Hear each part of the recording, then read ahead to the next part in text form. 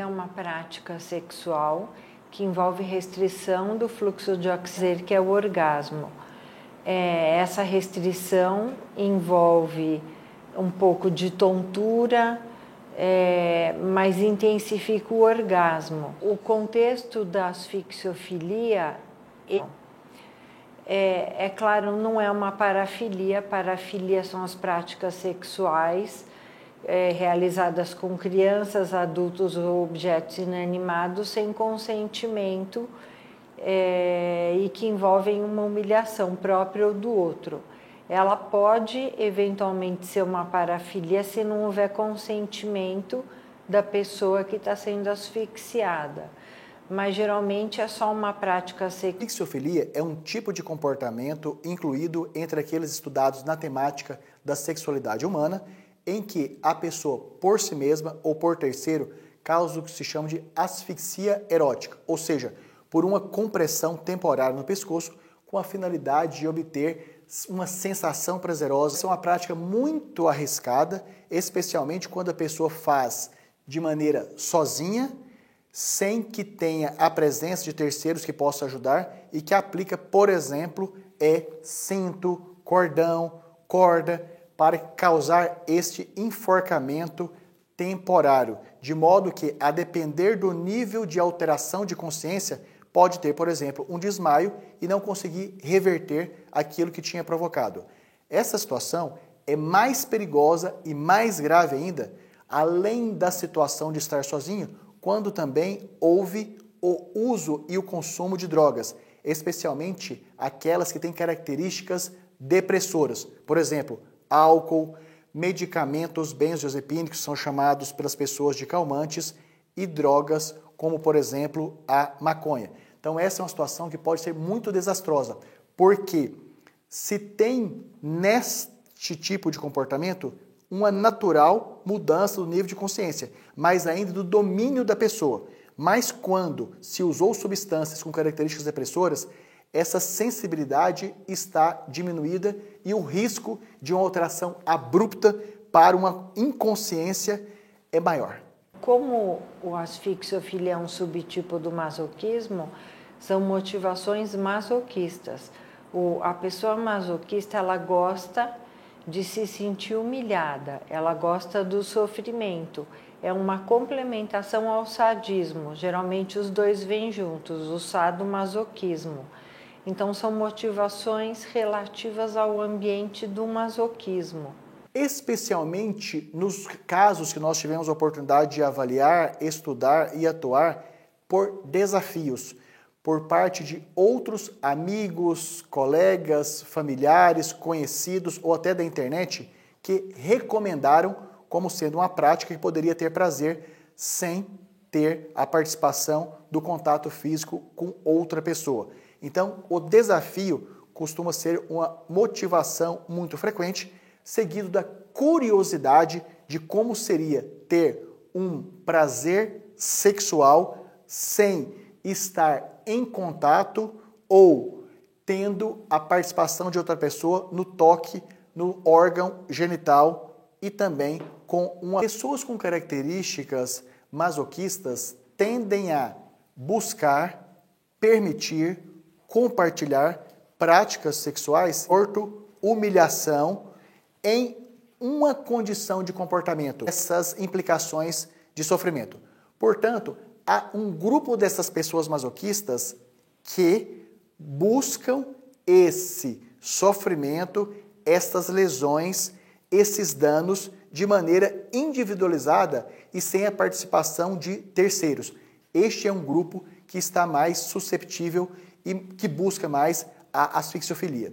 Nós temos as pessoas que possuem uma dinâmica mental, emocional, cognitiva, afetiva, que interpretam individualmente que alguns tipos de sofrimentos e dores simultaneamente repercutem e levam a uma sensação prazerosa por uma condição interpretativa absolutamente pessoal, tanto por questões conscientes, por exemplo, de ter ouvido o relato de outros e querer replicar, como também por mecanismos inconscientes que muitas vezes não são acessados nem em psicoterapia.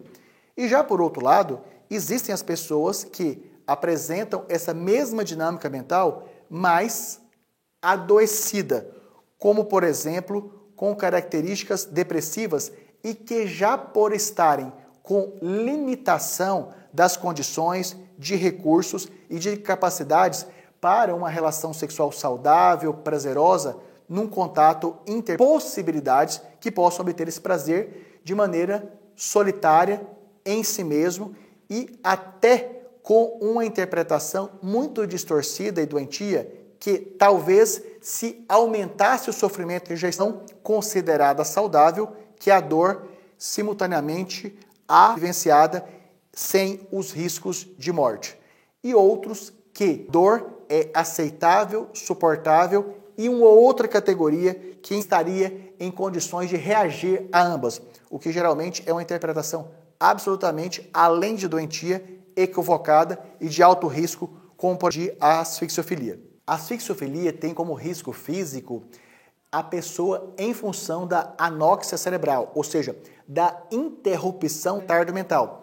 E situações onde este indivíduo teve uma queda de onde estava, como por exemplo de uma cadeira, e teve traumatismo crânio, ansiosos e em algumas situações que isso passa a ficar muito repetitivo, até de ter possibilidade de ter efeitos como ansiedade, insônia, formigamento, taquicardia, ou seja, coração disparado, pela falta de oportunidade de repetir essa mesma prática. A asfixiofilia pode ser chamada, na verdade, de asfixia sexual ou autoerótica, porque ela pode ser feita por uma outra pessoa ou por si próprio. Usam essa prática, gostam de usar lençóis ou peças de roupa íntima.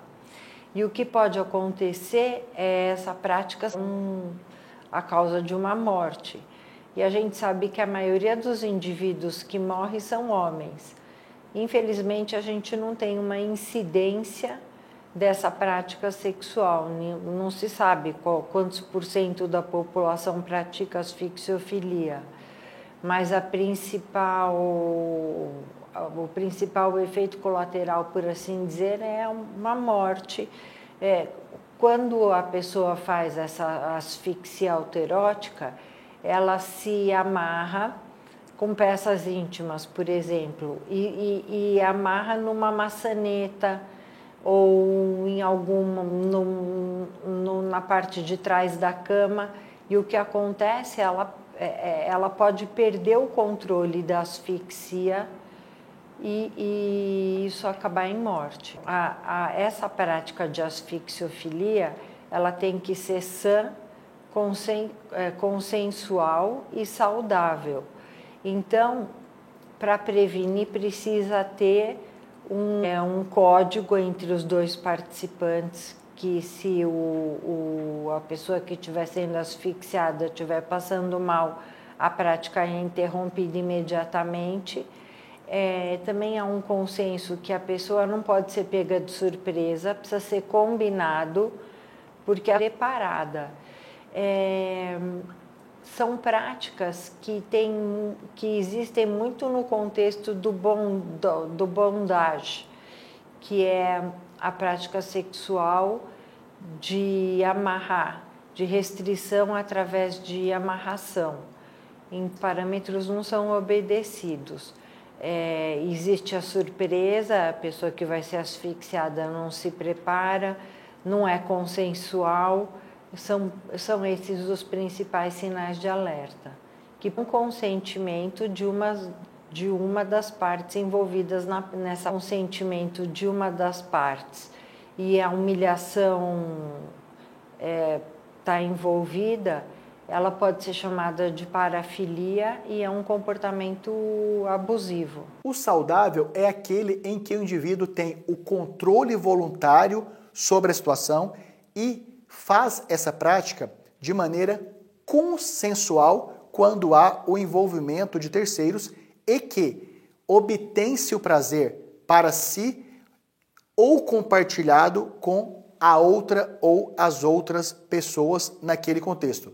E ele é considerado doentio e com riscos quando isto está incompatível com as suas características pessoais ou quando está realizando isso de maneira sob ameaça ou que, junto com outras pessoas, não tem o consenso da prática.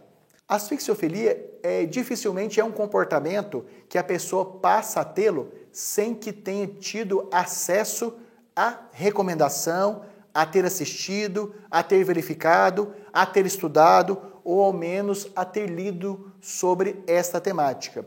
Portanto, é muito mais um comportamento, uma prática aprendida, da curiosidade ou indicada do que propriamente uma que se desenvolve sem nunca ter tido a oportunidade de ter a recomendação, a orientação ou até ter assistido.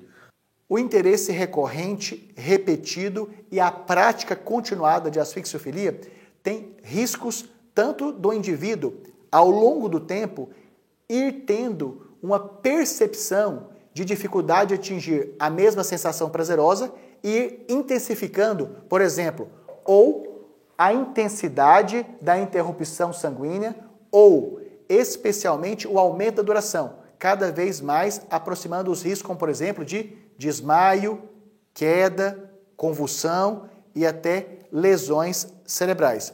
Do ponto de vista da psiquiatria comportamental, a grande preocupação é desta prática passar a ser preferencial e algumas vezes até exclusiva em relação a outras que são esperadas como saudáveis, que são as relações sexuais reais, interpessoais, consentidas, com prazer mútuo.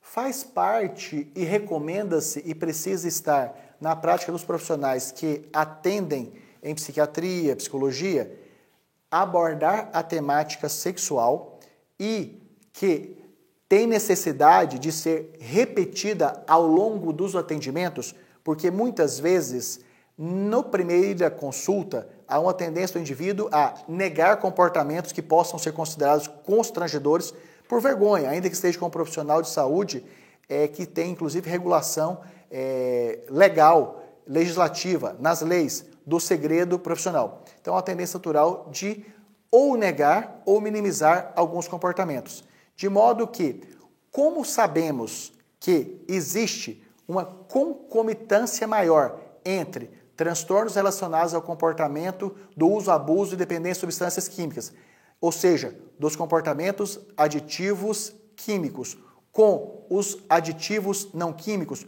por exemplo, jogo patológico, comportamento sexual patológico, compras patológicas. Então, cabe ao profissional de saúde perguntar de uma temática e da outra de maneira insistida.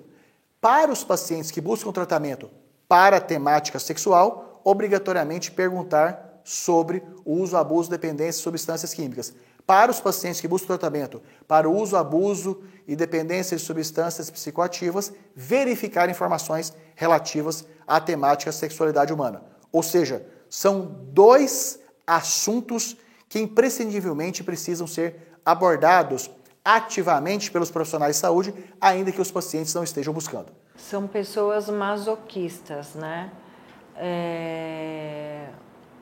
O perfil psicológico é ter prazer em se humilhar. Se a gente submeter essas pessoas a uma psicoterapia, provavelmente a gente vai achar raízes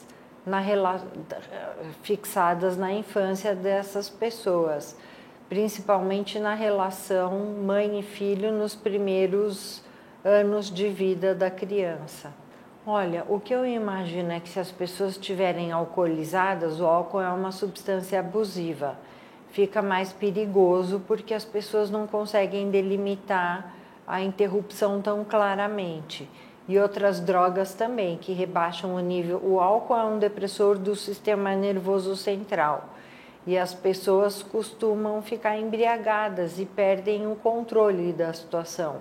Assim como com outras drogas também, como maconha, cocaína e outras substâncias que diminuem o grau de consciência e aumentam o risco da prática da asfixiofilia. Um dos conceitos de saúde e doença psicossocial em psiquiatria e psicologia, na temática sexualidade humana, é do aspecto saudável estar embasado no consenso entre os praticantes daquele relacionamento e o doentio do não respeito ao limite, à aceitação e à permissão do ou dos parceiros.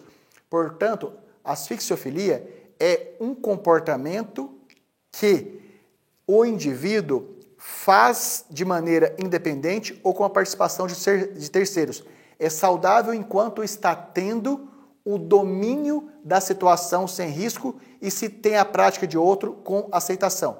E passa a ser doentio quando isto em si mesmo está levando a riscos diversos, como de quedas, morte, lesão, convulsão, e quando está se afunilando para que todos os assuntos relacionados à sexualidade humana e possibilidade de obtenção de prazer está voltado para essa prática ou que está sendo imposto por um terceiro, aplicado por um terceiro ou uma terceira, sem que haja a permissão. É muito importante para que essa prática seja realizada num ambiente seguro, com uma possível interrupção se necessário. Então precisa ter confiança, precisa ser são e saudável e precisa ter consentimento, claro. Nós temos na asfixiofilia a argumentação objetiva e real que trata-se de uma prática que, de fato, leva a um risco potencial de lesão, consequências e até morte.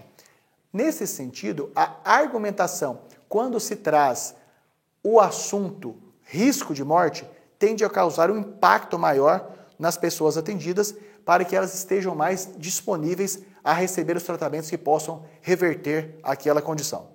Como a asfixiofilia ela está na mesma temática, pelo menos orbitando ou próxima do masoquismo, ou seja, geralmente as pessoas que praticam, que estão neste comportamento masoquista, tendem a ter uma possibilidade maior do interesse por asfixiofilia.